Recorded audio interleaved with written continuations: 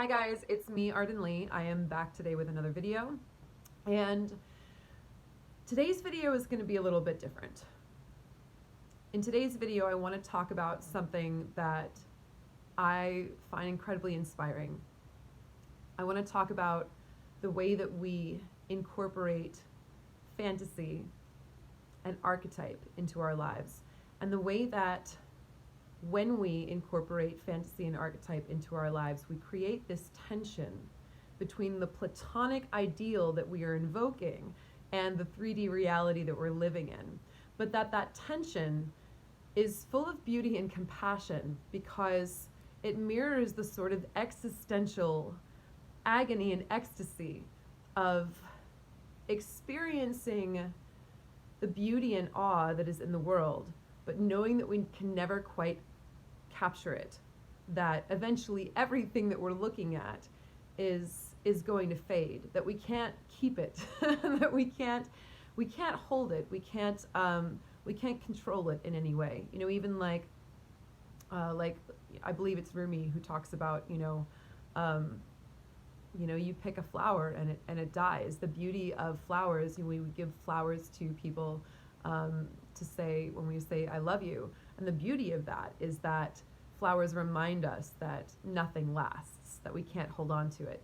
And I think in that same way, creating that tension between fantasy and reality by allowing ourselves, giving ourselves permission to embody something that transcends our humanity, calling in those archetypes, whether it's archetypes of the divine, or even archetypes of pop culture, archetypes of subcultures, whatever it is that we're doing, whatever it is that we're, I think it's in that way. I think that doing that is to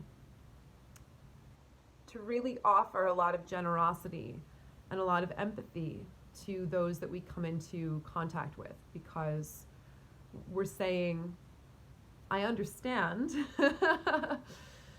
I understand the things that excite, that pull us out of our everyday experience, that remind us of those peak experiences of awe. And in my own little way, I'm trying to bring a little bit of that energy to everyone that I encounter in my daily life. I think that's a really beautiful thing. And for those of you who've been following me for a little while, you may know that I spent most of my 20s as a pickup artist.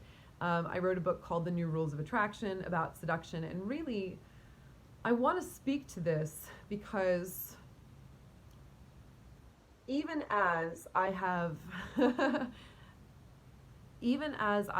repatterned and undone all of the sort of toxic, negative, underlying sort of core wounds, core bugs that were affecting my practice in the art of seduction in a negative way, that were causing me to feel that I had to embody something larger than life in order to be worth it, in order to be worthwhile, that I had to sort of make up for my humanity, that I wasn't enough as I was. Even as I have separated myself from the things about my practices of seduction that were not working for me, I still find myself coming back to these ideas that I picked up from the realm of seduction, specifically something that Robert Greene talks about called festival time and place. This idea that part of our human experience throughout, almost universally all cultures, we have these moments, whatever they are, where we experience the sacred, we experience a moment of celebration, whether the like pagan festivals like Beltane, Christmas, Yule, etc. There's whatever culture, whatever facets of spirituality in particular you look at, there are always these moments of celebration, whether they're spiritual or whether they're merely cultural. And those moments of awe are what we live for, right? So many of us so many people out there just work so that then they can retire. They work so they can save up to go on vacation. But ultimately, we really all want to be feeling like we're on vacation at all times. And that's why so many people are investing now in creating lives where they can do something for a living that they're passionate about, and really create that life where they're living their dreams. That's that's something I'm doing for myself. That is something that, that I'm helping other people to do as well. So the more and more we can create these moments of peak experience, these moments of ecstasy, these moments of transcension, of coming out of the mundane or of our everyday lives, really, in so many ways, the happier we are. I mean, yeah, in some ways, our our baseline will always go back to that normal. But really, we're giving ourselves as much of the dream as possible, whatever that happens to look like for us, whatever sort of flavor that might entail. So this is a little different from what I normally talk about naturally. This doesn't really have so much to do with undoing patterns that have been imprinted by trauma, unless you view it as being something from you could relate it to that by saying that as children, we know that we live for these moments. We allow ourselves, when we're children, to experience these moments of joy, right? Getting to go to the circus, getting to go to Six Flags Great Adventure or whatever. And that as adults, sometimes we take on so much responsibility that we lock ourselves more and more out of fun, when really the whole point of even becoming adults when we were kids, right? Like, we wanted to grow up so badly, but we wanted to grow up so we could have that creative freedom to do all the things that we wanted to do we didn't get to do when we were kids, because we had to do things like go to school and do homework, et cetera, and because we relied on our parents, to we had to do what we were told. We relied on them for survival, so of course, naturally we didn't get to always eat dessert before dinner. We didn't always get to be on vacation. So in that way, yes, we're all called back to our inner child, right, before we were told to grow up. And yes, of course, we have to be responsible. We have to sustain our lives, but the question is, what are we doing it for? So so the more and more of those moments we create, the happier we can allow ourselves to be, and the more we can also invite others into that energy with us. And the reason I want to talk about this today is because, for me, man, that whole thing is kind of why I got into seduction in the first place. Yeah, did I have core wounding underneath it? Absolutely. Did I feel that I had to be super extra in order to be pleasing as a partner? Of course. In order, I felt I was in scarcity. I felt, there were so many times in my earlier years, my late teens, my early 20s, where I just didn't, I was just experiencing rejection after rejection after rejection, and I thought that, I was like, well, if I'm better, that's what we always think, like, if I'm better, if I do more or whatever. So I just kept doing more and more and more. But I think what's interesting about that is that I really did it in the way that I wanted to.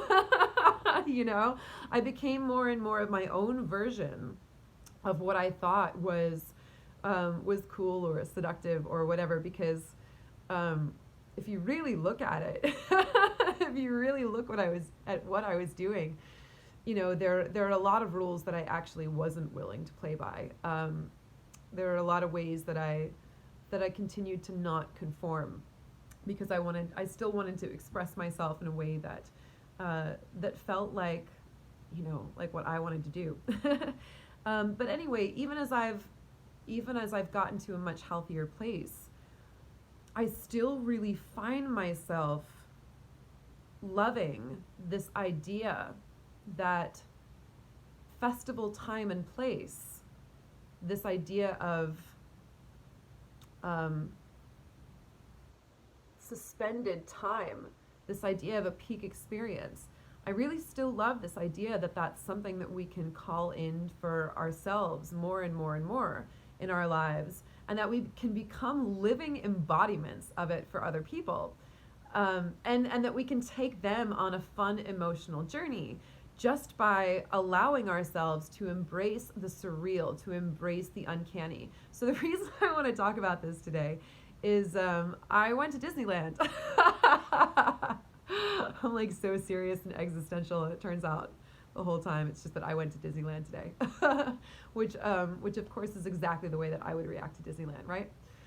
So I went to Disneyland because it's been like it's been a hell of a year, and I wanted to do something that was going to recharge me, that wasn't just me staying in my house and feeling, and then beating myself up for not getting anything done.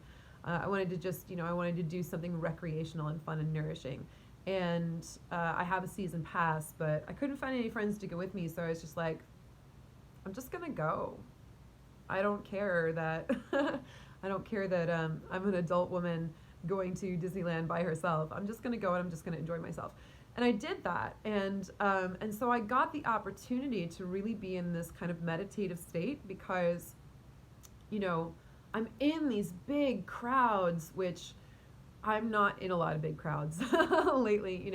Despite my love of live music, it's not often that I go to venues that are like super super big. So I'm not around large crowds very often, and there's this buzzing energy, and then on top of that, I'm alone. I'm not with anyone. So I get to be surrounded by people, but be completely internal, be completely silent, going through the day really not talking to anyone except for, the attendants who are directing the ride, who I'm not really even talking to necessarily, and like people I'm buying food from. So it was this really interesting, almost kind of ceremonial experience. And what I love about Disneyland is that they create and there's also a lot about Disney that that is quite corporate, and there's a lot about Disneyland that is really like embarrassingly colonialist for 2019, and I get kind of sad that our narratives that we live in, that dominate our culture, takes so long not only to change in thought, but then take even longer to change in implementation. You'd have to get rid of really, how would you redo Frontierland and Adventureland and not have it, completely center whiteness, right? It's kind of like, ugh. But what I love about it, what I get inspired by, even if I wish that we could change the execution of it in many ways, what I do get inspired by is this idea that they're taking archetypes, they're taking fantasies, and they're creating them for you. And it's completely transparent that these things are fake. Nobody thinks that any of the animatronics dolls are actual performers. And in fact, it would be a little weird if they were, because the thing that we want is the fact that it's both real and not real at the same time. And it's so interesting, I'm sitting there on the Pirates of the Caribbean ride, and I remember being a little girl, being a young child and going to Disneyland and Disney World with my family, and being in this like, oh my gosh, once every like several years we get to come on this amazing vacation, and I can't believe I'm here now. I'm at like peak bliss. There's like nothing better, like to my 7-year-old mind or whatever, than being at Disneyland on the Pirates of the Caribbean ride. This is just like the best thing ever.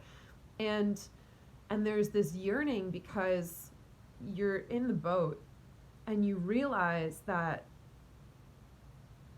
you could step off of it, because the edge of, the world that is being created is like less than a foot away. But you can't, because it's not real, and you can't actually live there. And this is like the tension between being able to see it and witness it and experience it and being taken on an emotional journey, and yet that tension, that you can't actually do it, that it won't last, is just one of the most beautiful feelings that I've ever experienced. But it's so frustrating. So the more you can actually say, fuck it, I'm going to try and create this thing as much as possible You know, I defy you, stars. You say I can't do it and this isn't real. Fuck you. I'm going to try and do this to the best of my ability. Oh my gosh. I still really think that that's like, that's kind of almost approaching self-actualization, you know? That same striving, that same, how can we get to the perfection of festival time, the perfection of 100% pure bliss. That's something I really think that we deserve to aim ourselves toward. And I think that in many ways our soul mission relates to that. It's always going to. What is that thing that for you is just 100% bliss? And how do you create that? How do you anchor that in on Earth? Especially in a capitalist system, which is why we always talk about loving what we do, right? If we didn't have capitalism, if that wasn't, if I don't know what it would look like, but if we didn't have that, if we didn't have to like literally pay rent on the earth to, you know, apparently deserve surviving, you know, we would just be striving for that. As it is, we're striving to do that and also sustain ourselves with it somehow, which will naturally involve some compromises. But when I think about ascension, this is really what comes to mind. And I feel like I'm finally at a place where I can look back at what I was doing in seduction, and even if it was flawed, even if it was coming in many ways from places of wounding, that's really what I was aiming for. And that's really what I was trying to do. And that's really one of the things that has stuck with me, even in leaving so much of that behind and no longer feeling like I have to do things or perform in order to, you know, to be enough. Even though I no longer feel that way, I'm still, there's so many ways in which I'm still doing it. You guys see, like, you guys can see my living room, for example. Like, you know, I've specifically created an environment that reflects the kind of world that I want to see. And it's a little bit fake. You know? How much can I really recreate Sherlock Holmes' library in Los Angeles, California? It looks a little bit like a Hollywood set, and I like that. Because what it is I'm telling a story, and I'm showing my inner world. That's something that Shen Li of Dances of Vice in New York City, she's the creator behind the party Dances of Vice. And these, you know, themed masquerades that are very, very festival time, you know, with all of these magnificent people in elaborate costumes and performers, et cetera, et cetera. And one of the things that she said once about fantasy is that you have to show your inner world.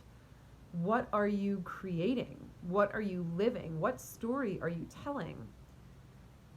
Robert Greene also talks about, you know, act like a king to be treated like one.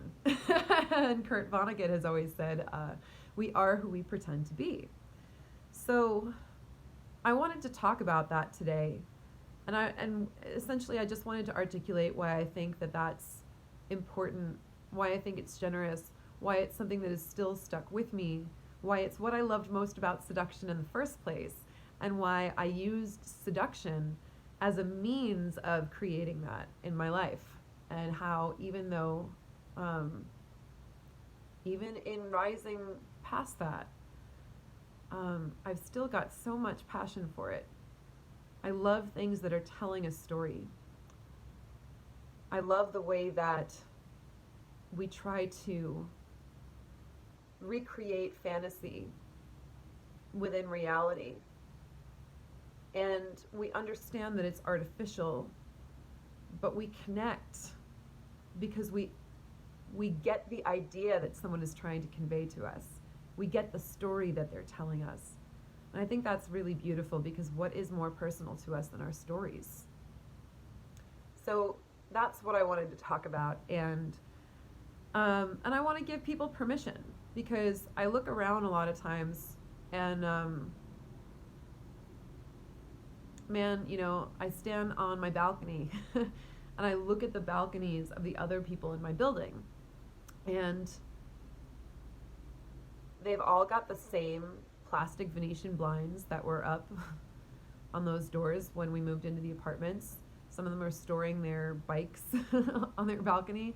You know, they're like, I look through and their walls are white, you know? There's so many people who are like, I'm like, did you forget that you live here? Did you forget that you have a body? Did you forget that you're allowed to surround yourself with the things you love? And sometimes I see like, especially, you know, comics fans, it's so weird and frustrating. Sometimes I see people who are like comics fans or, you know, fans of movies or whatever.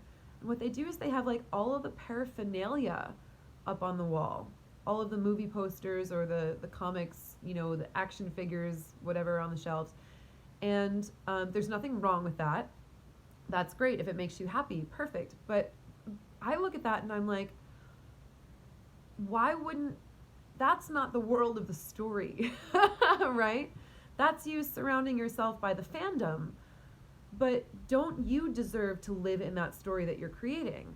That's why, you know, I never had a whole bunch of Catwoman merch in my house. I took parkour classes and learned how to crack a bullwhip. And maybe that makes me strange, and I'm okay with that. But, and you don't have to do any of this, to be clear, but it's so rich and so rewarding and so fulfilling. I'm kind of like, why wouldn't you? You know? And I guess I just want to give people permission. That's kind of what I wanted to do with the New Worlds of Attraction anyway, is I want to give you permission to live in the story that you're telling. I think one of the things that's especially cool about Disney is that there's this trend now that has arisen called Disney bounding. And it's about how Disney won't allow Disney won't allow adults to dress in costume as Disney characters when going to the park, presumably because they don't want, you know, a normal person to be mistaken for, you know, a Disney representative, for a Disney performer, a cast member, right? And that's, so I understand it. But in response to this, people have taken on this practice of dressing in regular clothing that is definitively not a costume, but is in the colors and the shapes of the costumes of the person that they're cosplaying or whatever. So someone might wear like a yellow top and jeans with you know, like a yellow top and like yellow pants with a red shirt or whatever, and be like Winnie the Pooh, right? They're not dressed in a Pooh costume. They're just dressed in the colors and the sort of arrangement of whatever that is. And I love that. I love it so much. It's saying, here I am in reality, and I know that I'm just wearing clothing to go to a theme park, but you get who I love most, right? You get who I'm most inspired by. And when you see this and you get the bit, then you're inspired by me because I'm communicating an idea to you, right? I'm telling you something about myself. And I think that we really deserve to do more of that, because that's one of the ways that we get to live most authentically through the world, which is ironic, right? What I'm saying is we get to live most authentically through performance. But one of the best compliments I ever got was from a friend who's a friend of mine who's a performer named Abe Goldfarb, also known in the burlesque world as Bastard Keith. He's now on Beetlejuice and Broadway. I'm so stoked for him. And he was so anti-pickup. But he and I were friends, even though we ruffled each other's feathers on a couple topics once or twice. There was a lot of love between us, and still is, even though he's back in New York and I'm in LA now. And one of the things he said to me was, Arden, what made your practice of seduction okay and ethical is that it was sincere. You always meant it when you did it. And that meant a lot to me because he was someone who was a critic of pickup. And yeah, that's what I want to convey, really, is I want to give everyone permission to live their stories and surround yourselves with things that communicate your favorite things and your favorite ideas, even if they will never even if we will never actually recreate that fantasy of being a princess living in a castle, you know, um, let yourself get let yourself get close to it and commit to it, rather than just, you know, being a fan, being outside of it, you know, rather than having a Disney princess poster on your wall. Can you give yourself the bedroom of that princess? This is another thing I love about Disney and hate about Disney is I love going into all the stores, because all the stores are set up like, um, you know, whatever land they're in, you know, there's like in Adventureland, there's like the bazaar, right? You know, in, you know, near the Haunted Mansion, like all the trappings of the stores are, you know, spooky or Haunted Mansion like, or whatever. So you're in Frontierland, it's like a general goods store. You know, it matches the world that you're living in.